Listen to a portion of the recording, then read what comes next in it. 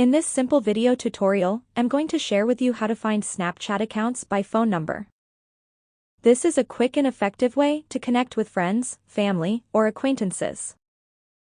To do this, make sure you already have the number saved to your phone contacts. Once done, open your Snapchat. Head to your profile and select on the settings icon to access account settings. Select on mobile number.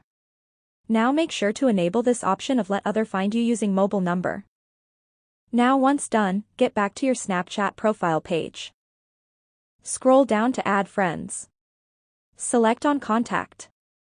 This is the list of your contacts that are on Snapchat. Now to find a specific contact, just use the search bar and search for the name you saved on that exact phone number. If they're available on Snapchat, you will see option to add them as friends.